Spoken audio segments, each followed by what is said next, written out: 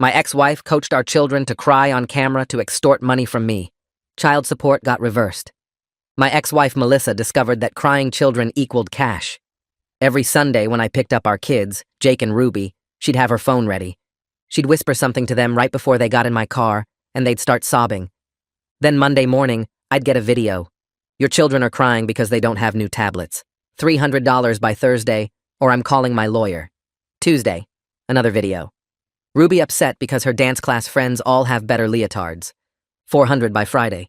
Wednesday, crying about not having the same sneakers as classmates. $200 by end of day. The thing is, I already paid $1,500 in monthly child support, plus half of all activities, medical bills, and school expenses. The court order was clear. But Melissa had figured out that videos of crying children made me panic and pay. She was right. For 6 months, I sent whatever she demanded. The videos got worse. She'd film them in their room surrounded by old toys, wearing clothes that looked worn even though I'd just bought them new wardrobes. Sometimes she'd have them hold signs she wrote. "We miss Daddy, but Mommy says he won't help us." I knew she was coaching them. Jake was 7, Ruby was 5. They didn't talk like that. But what was I supposed to do? Let my kids suffer to prove a point? Then one weekend, I overheard Ruby talking to her stuffed animal. "Mommy says if I cry really hard, she'll buy me ice cream. But I have to look really sad first. That's the game we play for Daddy." That changed everything. I started paying attention during pickups. Melissa drove a new Lexus. She had fresh highlights every month. Designer bags that weren't there during our marriage. But the kids were her props for poverty. So I decided to play director too. The next weekend, I took the kids to the park. While they played, I had a conversation with another dad there, loud enough for them to hear. "Yeah, money's been really tight," I said to him. "Had to sell my watch, skip meals sometimes, but making sure the kids have everything they need is what matters." Jake looked over at me. I pretended not to notice. That night at bedtime, Jake asked if I was really skipping meals.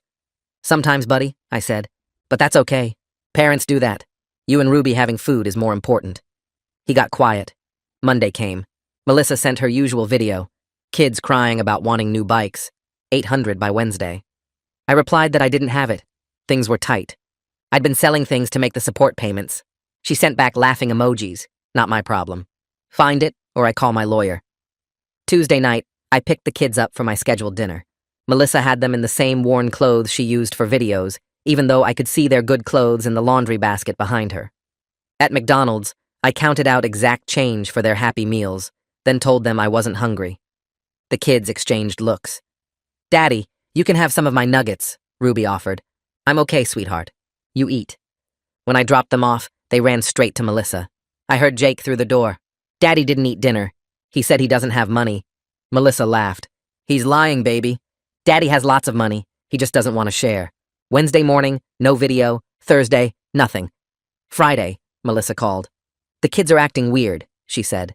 "They keep trying to give me their allowance for you." I stayed confused. For me? Why would they do that? She got frustrated. Jake saw me buying my new purse and asked why I have money for purses, but Daddy doesn't have money for food. "What did you tell them?" "Nothing," I said. "Must be confusing for them to see you with new things while telling them we don't have money for what they need." She hung up. That weekend, the kids brought bags of snacks from home. Ruby handed me fruit cups. "So you don't get hungry, Daddy." Jake had made sandwiches with his own hands, messy peanut butter and jelly. "We brought these for you." Melissa watched from the doorway, arms crossed. The next week, something shifted. The kids started asking her questions. Why did she have a new purse if they needed new bikes? Why did she get her nails done if they needed tablets? Kids notice everything when you teach them to look. 2 weeks later, Melissa called a meeting. "The videos need to stop," I said simply. "They're confusing the children." She sat across from me, fidgeting with her phone. "They're worried about you not eating," she said quietly. "They tried to sell their toys at school." Ruby told her teacher her daddy was hungry. The teacher called me. I nodded. "Must be hard for them to understand why you tell them we're poor while driving a Lexus." She stared at her hands. 3 weeks went by. No videos. Then Melissa texted, "We need to talk in person." The message sat on my screen for 5 minutes before I replied. I suggested the coffee shop on Main Street, tomorrow at 2 while the kids were at the school. She agreed immediately. I spent the rest of the day wondering what changed. 3 weeks of silence after months of constant demands, and now she wanted to meet face to face. I showed up 10 minutes early and picked a table in the back corner where we could talk without an audience. Melissa walked in at exactly 2, wearing jeans and a plain sweater instead of her usual designer clothes. She sat down across from me and kept her eyes on the table. Her fingers twisted the napkin in front of her into tiny shreds. I waited. She needed to be the one to start this conversation. Finally, she looked up, just for a second, then back down at her hands. "The videos got out of hand," she said quietly. "I know that now. The kids are confused and upset, and I think we need to figure out a better way to handle things. A better arrangement that works for both of us." I kept my face neutral and asked what kind of arrangement she had in mind. She took a breath and laid it out like she'd been practicing. $500 a month, cash, on top of the regular support. No more videos, no more demands. We both just forget the whole thing happened and move forward. Her voice got stronger as she talked, like she thought this was a reasonable solution. Like she was doing me a favor by only asking for $500 instead of the random amounts she'd been demanding. I let the silence stretch out between us. She fidgeted with her coffee cup, waiting for me to agree. Instead, I told her I needed time to think about it. "We should probably both talk to lawyers first," I said. "Make sure any new arrangement is legal and actually protects the kids." Her whole body went stiff. The soft, apologetic version of Melissa disappeared in half a second. Her jaw clenched, and she stared at me with the same hard look I remembered from our divorce. "Why do we need lawyers?" she asked, but it wasn't really a question. It was an accusation. "We can handle this ourselves like adults."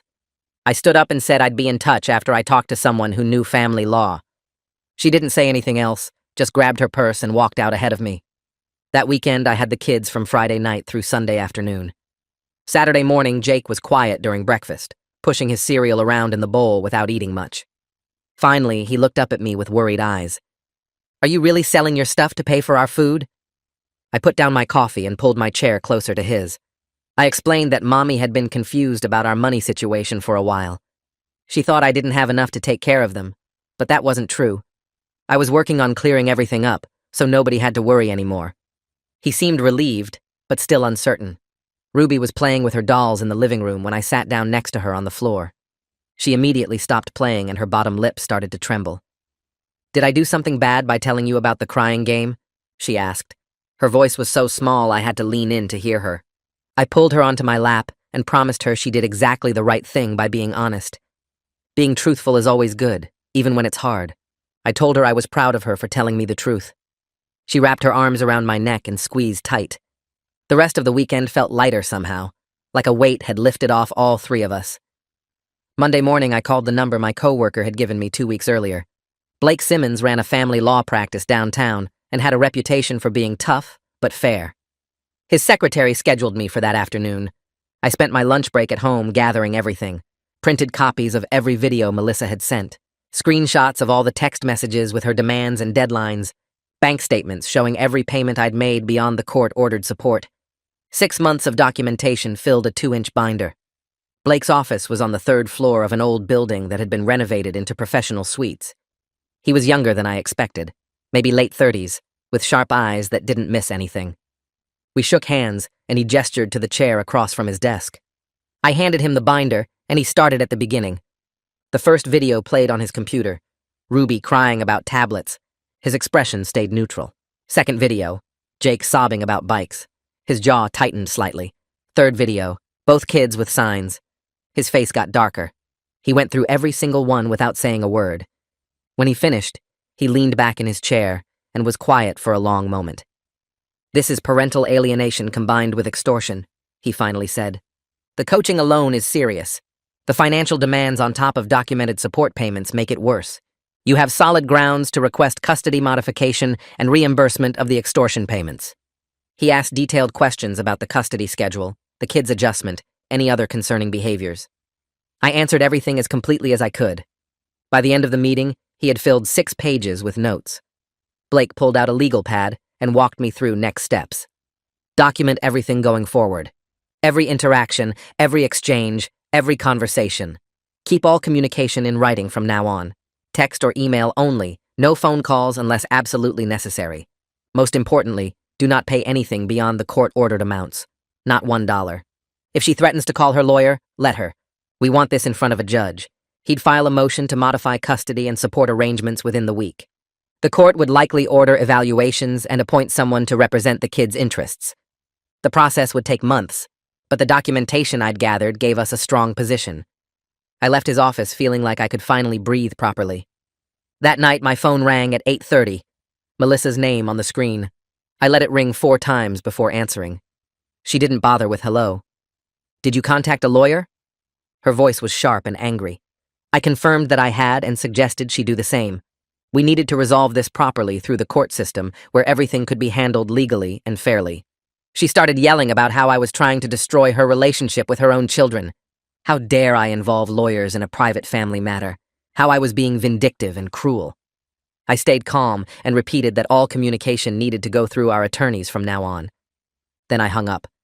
My hands were shaking, but I felt steady inside. The game had changed, and this time, I wasn't playing by her rules. She started yelling about how I was trying to destroy her relationship with the kids. Her voice got louder with each word, talking about how dare I involve lawyers in what should be a private family matter. She called me vindictive and cruel for taking this route instead of working things out between us like adults. I let her finish without interrupting. When she finally stopped to take a breath, I repeated that all communication needed to go through our attorneys from this point forward. She started up again, threatening to tell Jake and Ruby that I was being mean to their mommy and trying to take them away from her. I stayed calm and told her that making threats was exactly why we needed lawyers involved. Then I hung up. My hands shook as I set the phone down, but inside I felt steady and clear about the decision. Blake moved fast. The next morning, he filed the motion for emergency custody evaluation and modification hearing at the courthouse. The paperwork included everything we'd discussed, laying out the pattern of coached videos and financial extortion over 6 months. He added a specific request for the court to appoint a guardian ad litem who would represent Jake and Ruby's interests separately from either parent. Someone who could talk to the kids, observe our interactions, and tell the judge what was actually best for them, instead of what either Melissa or I claimed. The filing went through by noon, and Blake called to confirm the court had accepted it. A hearing date would be set within the next few weeks. He reminded me again to document everything and keep all communication with Melissa in writing only. 2 days passed without any contact from Melissa. Then my phone rang during my lunch break at work. The caller ID showed Jake's school number. I answered and heard the school counselor introduce herself.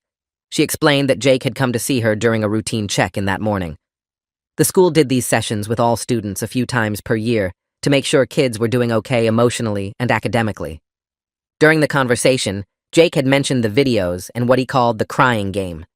He'd told the counselor about how his mom would have them cry on camera and then show the videos to me. He'd also talked about being confused because his mom said we didn't have money, but then bought herself new things. The counselor's voice was professional, but concerned as she explained that she was required to document this as a concerning disclosure. Any indication that children might be involved in parental manipulation or coached behaviors had to be recorded and could be reported to the appropriate authorities. She wanted me to know that she'd be writing up her notes from the session and keeping them in Jake's file. I thanked her for calling and asked if I could authorize her to share that documentation with my attorney. She said yes, that would be fine if I signed a release form. I drove to the school that afternoon and filled out the paperwork allowing the counselor to communicate with Blake and share any relevant information about Jake's statements. This outside corroboration made the case significantly stronger. It wasn't just my word against Melissa's anymore. A trained professional at the kids' school had independently documented Jake talking about the exact behaviors I'd been describing. Blake was pleased when I called him with the update. He said having a third-party witness, especially someone in a position to observe the children regularly, added serious weight to our position. The following week, Blake's phone rang while I was sitting in his office going over some additional documentation. He answered, listened for a few minutes, then put the call on speaker after getting permission from the person on the other end. It was Melissa's lawyer. The voice was smooth and professional, suggesting that perhaps we could work something out before the hearing. They wanted to avoid getting the court involved if possible and settle everything privately between the two parties. Blake asked what kind of settlement they had in mind. The lawyer got vague, talking about finding a middle ground that respected both parents and kept the focus on the children's well-being. Blake thanked them for reaching out and said he'd discuss it with his client, then ended the call. He looked at me and said that Melissa's legal team reaching out this early told him they knew her position was weak. People who felt confident in their case didn't try to negotiate before the evidence even got presented to a judge. Blake advised strongly against any private settlement at this point. We needed the full custody evaluation completed first. Without a professional assessment of what had been happening and how it affected Jake and Ruby, we couldn't make informed decisions about what arrangement would actually serve the kids best. He wanted everything documented officially through the court system rather than worked out in private conversations where details could get fuzzy later. I agreed. This wasn't about punishing Melissa or winning some battle.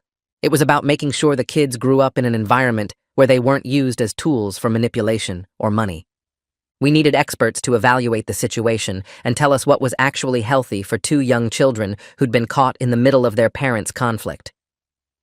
3 weeks after Blake filed the motion, I received official notice that the court had appointed Mariah Day as guardian ad litem for Jake and Ruby. The letter explained that she would be conducting interviews with both parents, observing custody exchanges, talking to the children in age-appropriate ways, and making recommendations to the judge about what custody arrangement would best serve their interests. She wasn't working for me or for Melissa. Her only job was representing what Jake and Ruby needed, even if that wasn't what either parent wanted. The letter included her contact information and a request that I call within 3 business days to schedule an initial interview. I contacted her office that same afternoon and set up a meeting for the following Tuesday at 2 in the afternoon. Mariah's office was in a building near the courthouse, small but comfortable with chairs that didn't feel like waiting room furniture.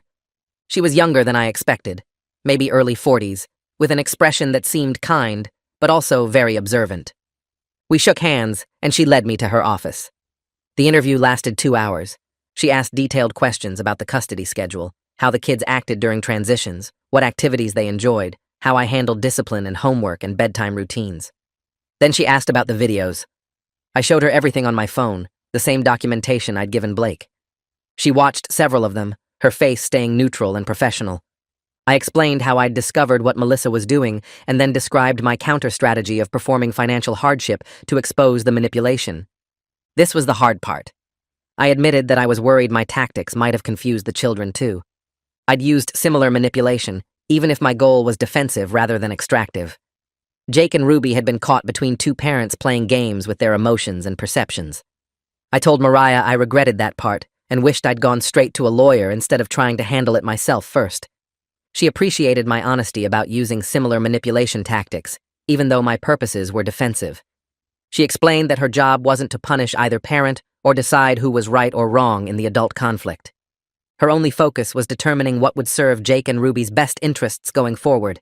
She'd be looking at stability, emotional safety, each parent's ability to prioritize the children's needs over personal grievances, and whether the kids were being protected from adult conflicts or pulled into them. She'd be observing how both Melissa and I interacted with the children, how the kids responded to each of us, and whether there were signs of ongoing coaching or manipulation from either side. The evaluation would take several weeks and include multiple observations and interviews. Then she'd write a detailed report with recommendations for the judge. She thanked me for being thorough with the documentation and for being honest about my own role in the situation. That kind of self-awareness and willingness to acknowledge mistakes usually indicated a parent who could prioritize their children's well-being over their own ego. 2 weeks later, I got a text from Mariah asking if she could observe the custody exchange that Friday evening. I confirmed and let her know the usual time and location where Melissa and I did the handoffs. Friday came, and I arrived at the agreed spot 5 minutes early. Mariah was already there, parked across the street with a clear view. Melissa pulled up right on time in her Lexus. She got out and opened the back doors for Jake and Ruby. Her whole manner was different from usual. She was overly cheerful, her voice bright and loud as she talked about how much she'd missed them for 2 whole days. She kept touching their shoulders and smoothing their hair while telling them to be good for Daddy and that she loved them so much. Ruby pulled away from the touch after a few seconds and ran toward my car without looking back. Jake followed more slowly, glancing between his mom and me with an uncertain expression. Melissa's smile stayed plastered on her face, but I noticed it disappeared completely the moment both kids turned around and couldn't see her anymore. She got back in her car without acknowledging me at all. I buckled the kids in and drove away, catching Mariah writing notes in her car as we passed. The following week, Mariah called to schedule separate interviews with Jake and Ruby at her office. She gave me a specific date and told me the kids would need to come alone. I drove them to the building on Wednesday afternoon, a plain brick office with a small waiting room that had toys and books scattered on a low table. Ruby grabbed my hand when we walked in, but Jake stood stiff beside me, looking around the room like he was measuring how much trouble he might be in. Mariah came out from a back hallway and smiled at both of them, warm and friendly, but professional. She asked me to wait in the lobby while she talked with each child individually. Ruby went first, following Mariah down the hall without looking back at me. I sat in one of the chairs and picked up a magazine but couldn't focus on any of the words. 40 minutes passed before Ruby came back out, her face calm and neutral. She climbed into the chair next to me and started coloring in one of the activity books on the table. Jake's turn lasted even longer, over an hour and 15 minutes. When he finally emerged, his eyes were red like he'd been crying, but his expression was closed off and guarded. Mariah walked him back to me and said she'd be in touch with my attorney soon. The ride home was quiet, both kids staring out their windows without talking. 3 weeks later, Blake called me at work. He'd just received Mariah's preliminary report, and his tone was serious but encouraging. She'd identified several concerning patterns in her interviews with Jake and Ruby, particularly around coached behaviors and confusion about emotional authenticity. Her report documented specific statements the kids made about the crying game and their understanding of how emotions could be performed for results. She recommended both children undergo psychological evaluation with a specialist who could assess the full emotional impact of what they'd experienced. Blake explained this was actually good news for our case because it meant the guardian ad litem was taking the coaching seriously and wanted professional assessment before making custody recommendations. He filed a motion that afternoon requesting the court order psychological evaluations for both children. The hearing for that motion happened 2 weeks later. The judge reviewed Mariah's preliminary findings and agreed that professional evaluation was necessary. He ordered both Jake and Ruby to see Liliana Barnhart, a child psychologist who specialized in parental alienation cases and custody disputes. Melissa's lawyer stood up immediately and objected, arguing that the children were fine and didn't need therapy, that this was just another way for me to attack their mother and waste the court's time. The judge cut him off mid-sentence and said the children's welfare wasn't up for debate. If the guardian ad litem recommended evaluation, then evaluation would happen. He signed the order right there in the courtroom. Blake collected the signed paperwork and scheduled Ruby's first appointment for the following Tuesday. Ruby's session with Liliana went smoothly, according to the brief update I got afterward. Liliana's office sent a short message through Blake, confirming that Ruby had been cooperative and engaged during the appointment. She'd answered questions appropriately for her age and seemed comfortable in the therapy setting. That was all the information I could get until Liliana completed her full evaluation and wrote her formal report. The lack of details made me anxious, but Blake reminded me that confidentiality rules existed to protect the kids, not to keep me in the dark maliciously. I had to trust the process and let the professional do her job without interference. Jake's first session was scheduled for Thursday, and Liliana called Blake afterward to discuss scheduling concerns. Jake had been more guarded and resistant during the appointment, which wasn't surprising given his age and awareness of the situation. He was old enough to understand that what he said might affect where he lived and how often he saw each parent. That created loyalty conflicts that made it harder for him to open up honestly. Liliana wanted to schedule 3 additional sessions with Jake before completing her assessment, giving him time to build trust and feel safe enough to talk freely. Blake approved the extended timeline and explained to me that this was normal for older kids in custody cases. Rushing Jake's evaluation would only produce incomplete or unreliable results. During the evaluation period, Melissa's behavior changed completely.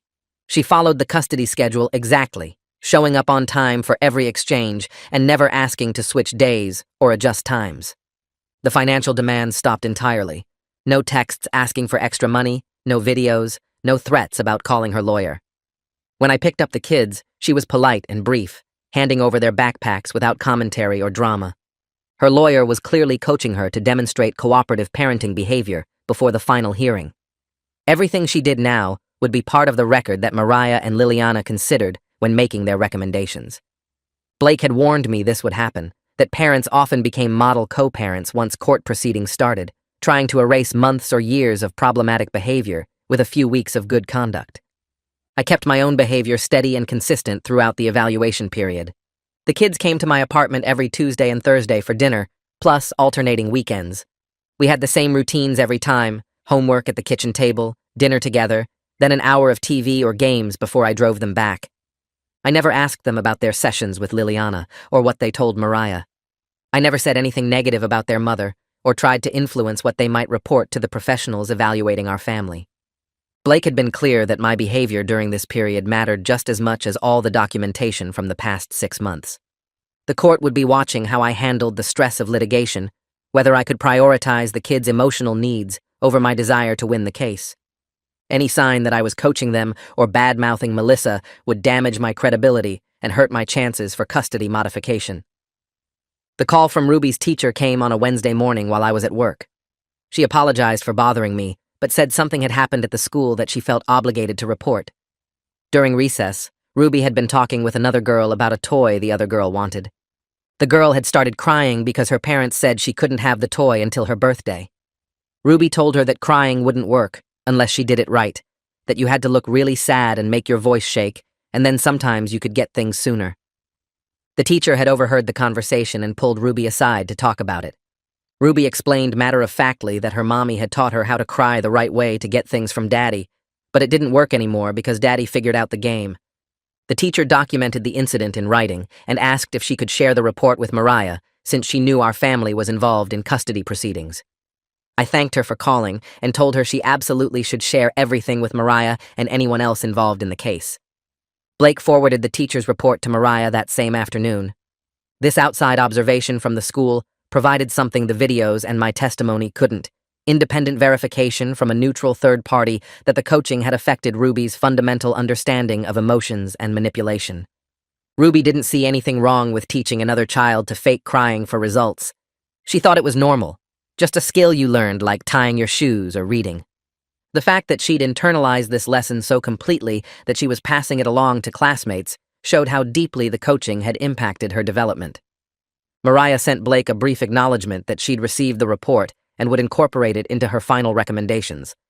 The evidence kept building, piece by piece, creating a picture that even Melissa's suddenly perfect behavior couldn't erase. Liliana's final report arrived at Blake's office 6 weeks after her first session with the kids. The document ran 23 pages with detailed observations, test results, and professional opinions about what she'd seen during her evaluation period. Blake called me to his office to review it before filing with the court. I sat across from his desk while he flipped through the pages, pointing out key sections. The diagnosis section stated both children showed adjustment issues related to parental conflict and emotional manipulation. Ruby demonstrated confusion about genuine versus performed emotions, often mimicking distress behaviors she'd been taught rather than expressing authentic feelings. Jake showed anxiety about loyalty conflicts and fear of disappointing either parent through honest communication. Liliana recommended family therapy for all 4 of us, modified custody arrangements to reduce the children's exposure to coaching behaviors, and individual counseling for both kids to help them process what had happened. Her professional opinion section didn't pull punches. She stated clearly that Melissa had engaged in systematic coaching behaviors that confused the children's understanding of authentic emotion and appropriate parent-child boundaries. The videos represented a pattern of using the children as tools for financial gain rather than protecting their emotional well-being. Ruby's classroom incident about teaching another student to cry properly showed how deeply the manipulation had affected her development. Jake's anxiety about choosing between parents demonstrated the psychological burden placed on him by being caught in adult conflicts. Blake highlighted another section where Liliana noted my counter-strategy of performing poverty. While she acknowledged I'd been trying to expose the manipulation, she emphasized that using similar tactics had also confused the children about what was real versus performed. Both parents needed to commit to authentic communication and stop using the kids as pawns in their conflict. The recommendations included supervised visitation for Melissa until she completed parenting classes focused on appropriate boundaries. I would get primary physical custody with the understanding that both parents would participate in co-parenting counseling to establish healthier patterns. Blake explained this report gave us everything we needed for the custody modification hearing. Liliana's credentials were solid, her methodology was thorough, and her conclusions aligned with all the other evidence we'd gathered. He filed the report with the court that afternoon, along with updated documentation of Melissa's lifestyle. The new evidence included her Instagram posts from the past 2 months, showing spa days, shopping trips, and restaurant visits that didn't match her claims of desperate poverty. Her car payment records showed the Lexus cost more monthly than my rent. Credit card statements Blake had subpoenaed through discovery showed regular purchases at high-end stores during the same period she was demanding emergency money for the kids' basic needs. The court scheduled a mediation session before the formal hearing. Fletcher McIntyre, the mediator assigned to our case, wanted to see if we could reach an agreement without going through a full trial. Both lawyers and both parents had to attend. The mediation happened in a conference room at the courthouse on a Tuesday morning. Fletcher sat at the head of a long table with Melissa and her lawyer on one side, Blake and me on the other. Mariah attended as the children's representative. Fletcher was in his 60s with gray hair and a calm voice that suggested he'd seen every family conflict possible. He started by explaining the mediation process and ground rules. Everything discussed here was confidential unless we reached an agreement. The goal was finding a solution that served the children's best interests without the time and expense of a trial. He'd reviewed all the evidence, including the videos, financial records, and Liliana's evaluation. Fletcher turned to Melissa first. He asked her directly about the videos and the pattern of demands. She looked at her hands and spoke quietly. She admitted making the videos and asking for money beyond the support order. She claimed she'd been financially stressed after the divorce and made poor choices trying to maintain the lifestyle the kids were used to. But she insisted she never meant to harm them. She thought she was fighting for what they deserved. Fletcher let her finish, then asked about the coaching. Melissa's voice got defensive. She said she sometimes suggested what the kids could say to me about their needs, but she called it helping them communicate, not coaching. Ruby and Jake didn't always know how to express what they wanted, so she gave them words. Fletcher pulled up one of the videos on his laptop and turned the screen toward her. It showed Ruby holding a sign that said, "Daddy won't help us," with tears running down her face. He asked if 5-year-old Ruby had written those words herself. Melissa went quiet. I stayed silent while Fletcher continued. He brought up her car purchase, the dates of her salon appointments, the designer bag purchases, all documented with receipts and social media posts. He laid them out on the table in chronological order, next to printouts of her text demands for emergency money.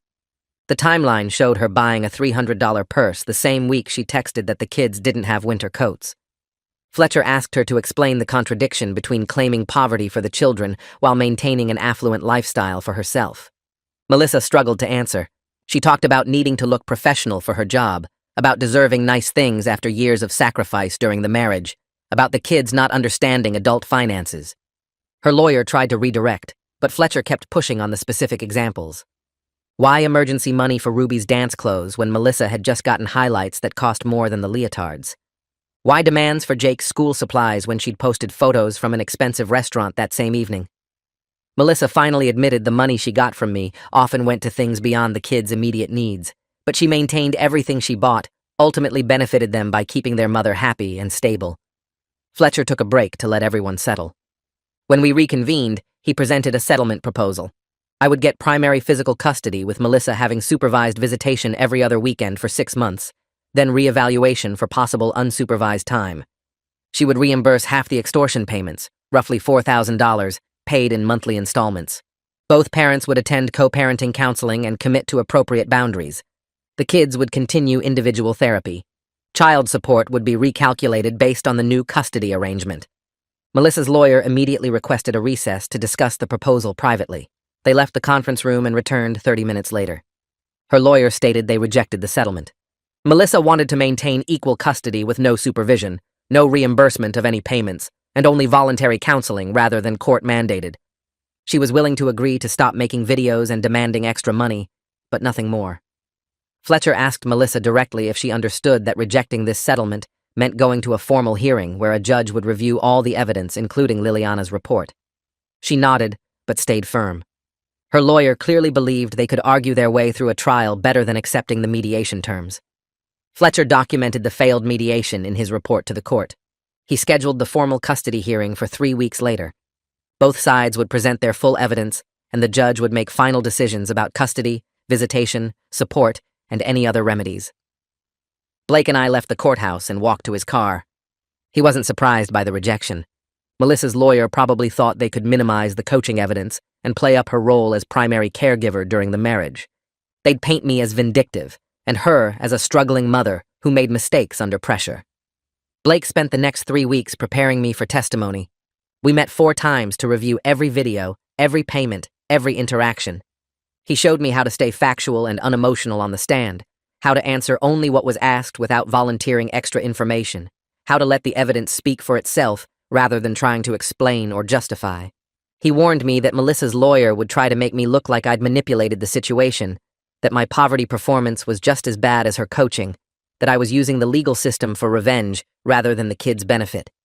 I needed to stay calm and stick to facts, no matter how aggressive the cross-examination got. I practiced my testimony with Blake 4 more times over the next 2 weeks, going through every possible question the judge might ask. He made me explain my counter-strategy over and over until I could describe it without sounding defensive or proud of myself. The goal was to show regret for involving the kids while still demonstrating why I had to document what Melissa was doing. 5 days before the hearing, my phone lit up with an email notification at 11 at night. Melissa had sent a message directly to me instead of through the lawyers, breaking the communication rules Blake had established. The subject line read, "Please read this before court." I opened it and found 3 pages of apologies and explanations about how sorry she was for everything, how she never meant to hurt the kids, how she was just scared about money after the divorce. She begged me not to take Jake and Ruby away from her, promising she would never make another video or ask for extra money again if I would just drop the custody modification. She wrote that the kids needed their mother and she couldn't survive losing them over mistakes she deeply regretted. I forwarded the email to Blake without responding to her. He called me 10 minutes later and told me this was actually helpful evidence because it showed she was still trying to contact me inappropriately and manipulate the situation right before the hearing. He forwarded it to the judge with a note about the continued boundary violations. The weekend before the hearing, I had the kids at my apartment for our regular time. Jake sat on the couch Saturday morning looking nervous and picking at a loose thread on the cushion. He finally asked if he had to talk to the judge on Monday and tell the judge which parent he wanted to live with.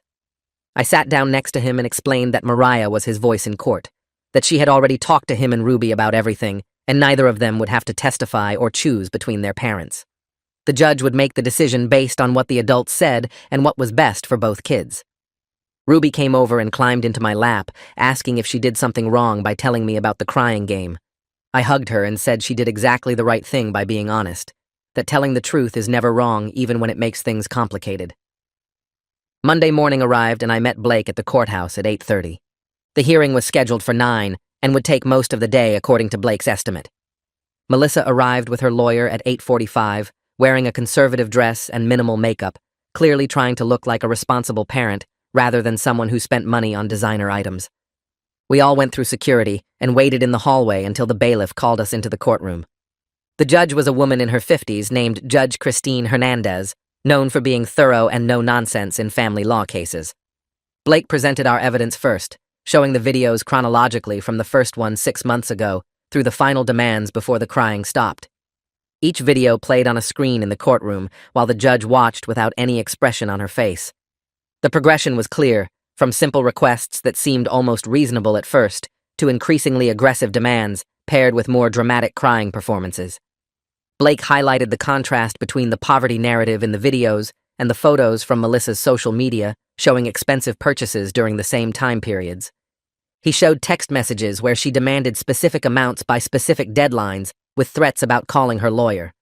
The documentation took 2 hours to present completely.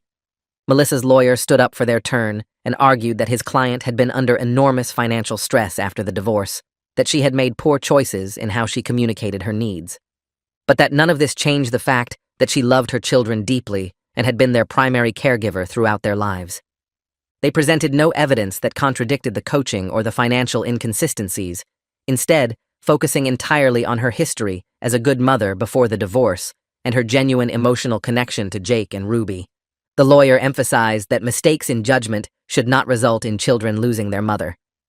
After lunch, I took the witness stand, and Blake walked me through discovering Ruby's conversation with her stuffed animal, my decision to document everything and use my own counter-strategy, and my regret about potentially confusing the kids with my poverty performance.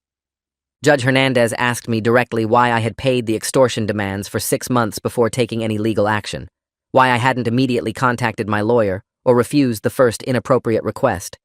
I explained that I panicked every time I saw my kids crying, that I couldn't tell if they were really suffering or just performing, and that the fear of them actually needing something while I refused to help paralyzed my judgment. She asked if I understood that my counter-manipulation had also used the children as tools in an adult conflict. I said yes, that I regretted that part deeply, but that I needed them to see the contradictions themselves because no one would believe me without evidence. Mariah testified next about her observations during custody exchanges, her interviews with both children, and her review of all the documentation. She stated clearly that Melissa had engaged in coaching behaviors that confused Jake and Ruby's understanding of genuine emotion versus performance, that this had caused measurable anxiety in both children about their role in parental conflict. She recommended primary physical custody with me, therapeutic visitation for Melissa under supervision until she completed parenting education, and mandatory co-parenting counseling for both parents to establish healthier communication patterns. Liliana took the stand after Mariah and discussed her psychological evaluation of the children.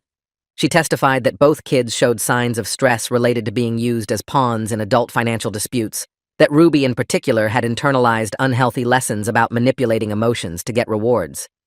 She stated both children needed stability and freedom from any further involvement in parental conflicts, that their emotional development depended on clear boundaries between adult issues and child experiences.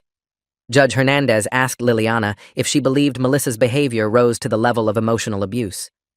Liliana carefully explained that while the coaching was harmful and inappropriate, she saw it more as extremely poor judgment during a stressful period rather than intentional cruelty, but that the impact on the children were serious, regardless of intent.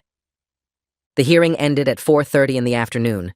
Judge Hernandez stated she would take the case under advisement and issue a written decision within 2 weeks. Both sides left the courtroom, and I felt exhausted from the tension of waiting to hear each testimony and answer difficult questions. Blake told me the judge's questions had been fair and thorough, that we had presented strong evidence, but that family court decisions were never completely predictable. The next 2 weeks felt longer than the entire 6 months of dealing with Melissa's videos. I went through my regular routine with the kids, maintained normal custody exchanges, and tried not to think constantly about what the judge might decide. 12 days after the hearing, Blake called me at work. The decision had arrived. I stepped outside to take the call, and he read me the key points. I was awarded primary physical custody of Jake and Ruby, effective immediately. Melissa would have supervised visitation every other weekend for 6 months at a family visitation center. Then the arrangement would be reevaluated based on her progress in counseling and parenting classes. The judge had ordered Melissa to reimburse $4,000 of the extortion payments in monthly installments of $200, to attend court-mandated parenting classes, focused on appropriate boundaries, and to participate in family counseling with both children and me. The judge also modified child support. Melissa would pay me $300 every month, which was a complete flip from how things had been. The judge made it clear this wasn't about punishing Melissa, but about calculating what made sense with the new custody setup. The kids lived with me most of the time now, so the money needed to go where they were. Blake handed me the paperwork outside the courtroom, and I stared at the numbers, feeling weird about the whole thing. Relief washed over me, knowing the extortion was officially done, but sadness hit me too, because this meant the kids wouldn't see their mom as much. I never wanted to limit their time with Melissa. I just wanted the manipulation to stop. The first supervised visit happened at a family center 2 weeks after the hearing. The place had colorful walls and toys everywhere, designed to feel welcoming for kids going through tough family situations. I brought Jake and Ruby to the front desk, and a woman with a clipboard checked us in. The kids held my hands tighter than usual. Melissa sat in a small room visible through a window, and a supervisor sat in the corner with a notepad. Jake looked at me nervously, and Ruby pressed against my leg. I knelt down and told them to go have fun with their mom, that everything would be okay. They walked in slowly, and Melissa's face lit up when she saw them. She didn't mention anything about court or money or any of the adult stuff. She just pulled out a board game and asked if they wanted to play. Ruby hesitated at first, but sat down when Melissa started setting up the pieces. Jake joined after a minute, and soon they were laughing at something silly that happened in the game. I watched through the window for a few minutes before heading to the waiting area. The hour felt long, but when the supervisor came out with the kids, they seemed okay. The supervisor pulled me aside briefly and said the visit went well. Melissa stayed focused on the kids, asked them about school and friends, played games with them, and didn't bring up anything inappropriate. No coaching, no weird questions, just a mom spending time with her children. The supervisor would send a full report to the court, but the initial impression was positive. Over the next month, the pattern continued. Every other weekend, I'd drop Jake and Ruby at the family center, and they'd spend 2 hours with Melissa under supervision. The visits got easier each time. Ruby stopped asking me nervous questions beforehand, and Jake didn't grip my hand so tight when we walked in. The third visit, Ruby ran straight to Melissa when she saw her, excited to show her a drawing from the school. Jake started bringing his favorite book to read with his mom. Ruby stopped mentioning the crying game completely, like it had faded from her memory as just a confusing thing that used to happen. Jake seemed less worried about exchanges, not looking over his shoulder anymore or asking if everything was okay. The supervisor's report stayed positive. Melissa was doing what she needed to do, keeping visits appropriate and child-focused.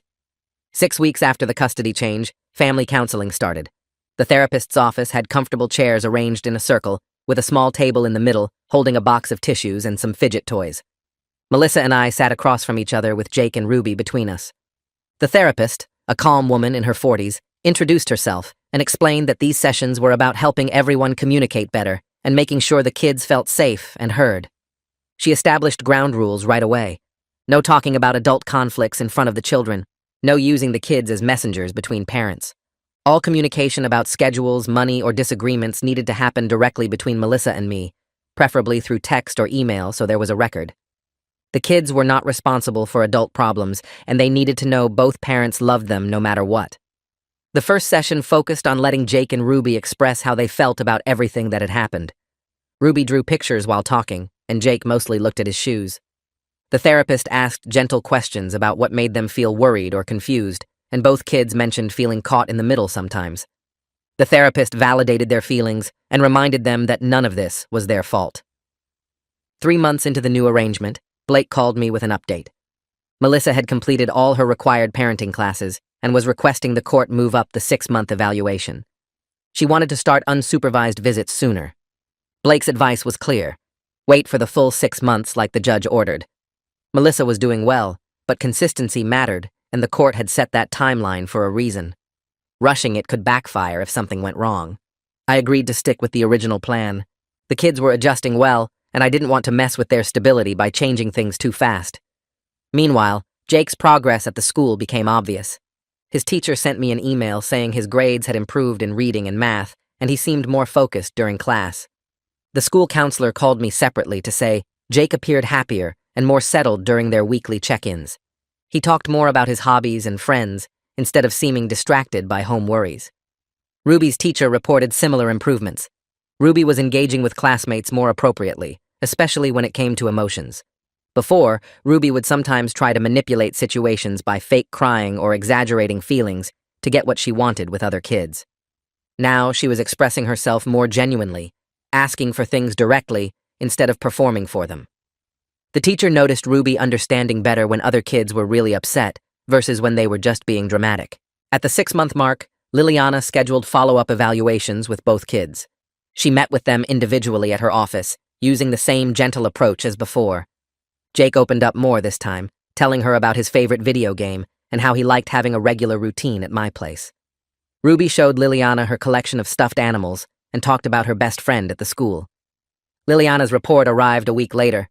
Both children showed significant improvement in their overall adjustment. Their anxiety about parental conflict had decreased noticeably. Jake no longer exhibited signs of feeling responsible for adult problems, and Ruby had stopped displaying manipulative emotional behaviors. The report recommended continuing family counseling, but stated both children would benefit from increased contact with their mother in an unsupervised setting as long as the positive patterns continued. The reevaluation hearing took less than 30 minutes.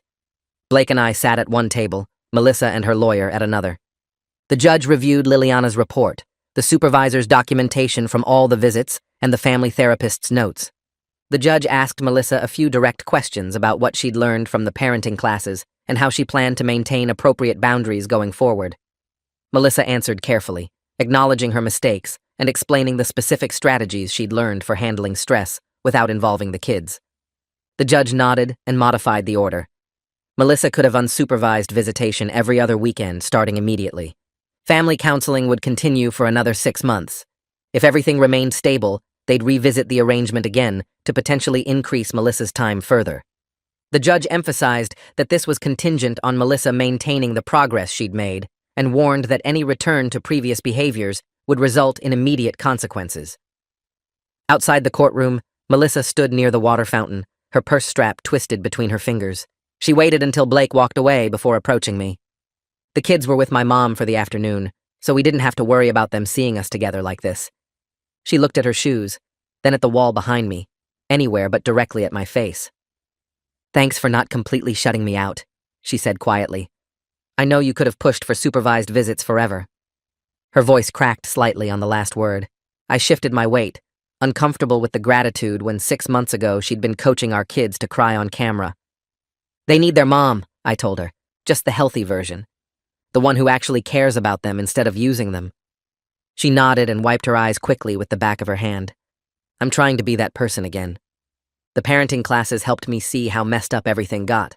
I didn't respond because words felt inadequate for the damage that had been done. She walked to her car without looking back, and I headed to mine in the opposite direction of the parking lot. The first unsupervised weekend arrived 2 weeks later. I dropped Jake and Ruby at Melissa's house Friday evening, watching them run up the walkway with their overnight bags. Ruby turned at the door to wave, and I waved back before driving away. My phone buzzed an hour later with a text from Melissa showing a photo of the kids eating pizza at her kitchen table, both smiling with cheese on their faces. Saturday afternoon, another text came through with Jake and Ruby at the park on the swings. Sunday morning, she sent a picture of them making pancakes, flour dusting Ruby's nose. At exactly 6 o'clock Sunday evening, her car pulled into my driveway. The kids bounded out with their bags, talking over each other about the weekend. Melissa stayed in the driver's seat, gave a small wave through the windshield, and backed out without asking to come inside or starting any conversation about money or problems. Jake told me about the movie they watched while Ruby showed me a drawing she'd made of their cat. No tears, no coached sadness, no manipulation, just a normal weekend with their mom. 4 months passed with the new arrangement settling into place. Melissa and I communicated through a co-parenting app the therapist recommended, keeping everything documented and focused on the kids' schedules and needs. We split the cost of Jake's summer camp without argument. When Ruby needed new shoes, Melissa bought them and sent me a photo of the receipt without demanding reimbursement beyond what the custody order specified. At the school events, we sat separately, but acknowledged each other with brief nods. The family counseling sessions continued every other week, with both of us participating and the therapist helping us navigate disagreements about bedtimes and screen time limits. It wasn't friendly, not even close. We didn't chat about our lives or share jokes or pretend the past 6 months of manipulation hadn't happened. But we showed up on time for exchanges, responded to messages about the kids within reasonable hours, and kept our personal feelings separate from parenting decisions. Jake's teacher sent home a progress report showing his reading level had jumped 2 grades. Ruby's dance instructor commented that she seemed more confident and less worried during classes. The kids stopped asking questions about money or trying to take care of me emotionally. They acted like kids again. Life found a rhythm that actually worked. Saturday mornings, I made pancakes with Jake and Ruby before taking them to the park.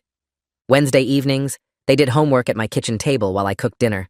Every other weekend, they went to Melissa's house and came back happy, talking about normal kid things like movies and games and what they ate. The monthly child support payment arrived in my account on schedule, a small amount that covered basics and felt fair given the time split. I stopped checking my phone nervously for videos or demands. Melissa stopped using the kids as weapons or props. The therapist noted in our last session that both children showed significant improvement in their sense of security and trust. Jake told me one night at bedtime that he liked not worrying about grown-up stuff anymore. Ruby asked if we could get ice cream the next day without offering to cry for it or perform sadness. We were all moving forward, slowly building something healthier from the wreckage of what Melissa had created. The kids felt safe, boundaries stayed respected, and I could parent without fear of manipulation or extortion. That's what mattered most in the end.